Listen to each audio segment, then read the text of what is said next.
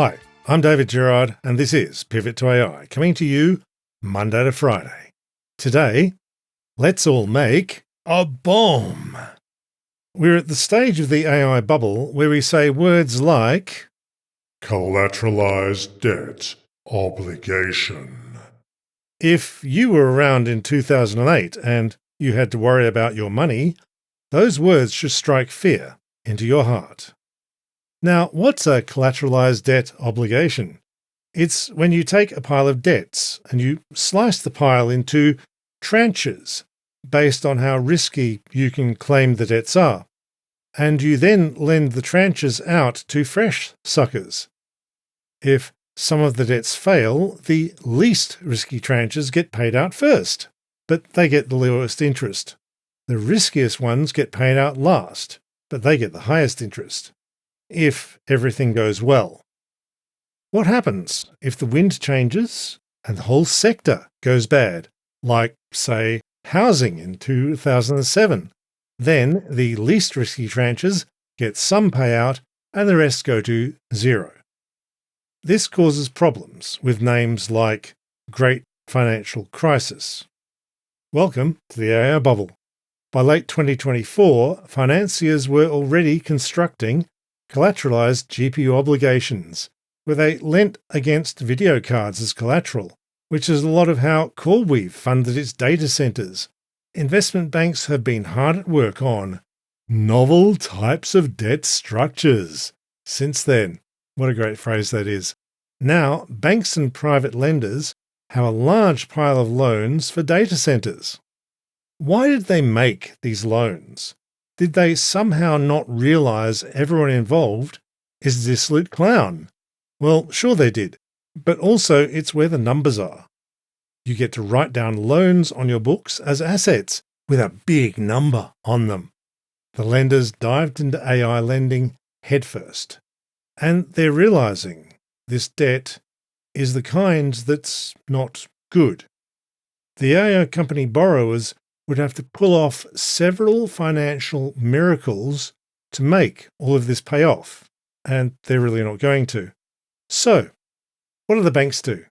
They wrap the radioactive poop bomb in a lovely package with a bow on top. From the FT.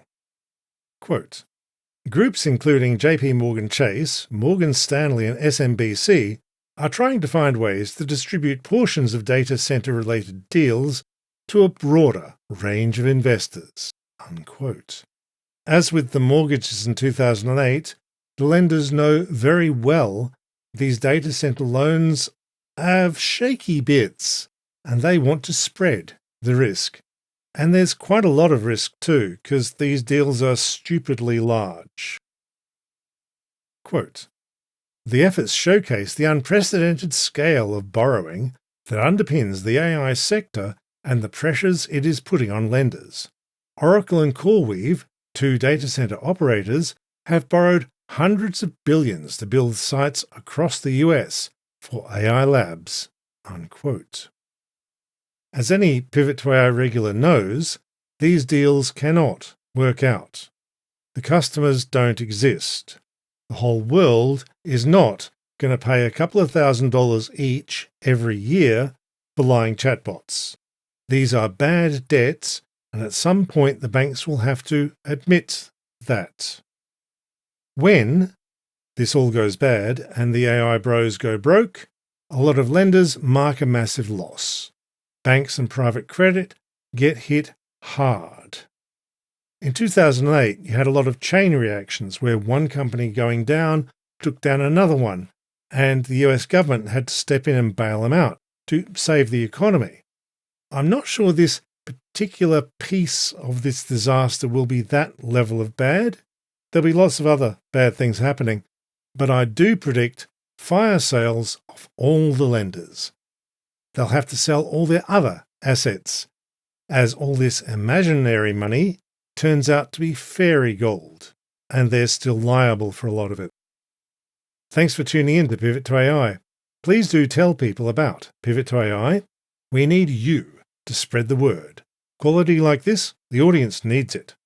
Hit like and subscribe on YouTube, leave a nice podcast review, and Pivot to AI needs you and your actual dollars so we can put out an episode every day. If Pivot brightens your life, please do hit the Patreon link in the show notes. It really helps. Thank you all. I'll see you tomorrow, and bye for now.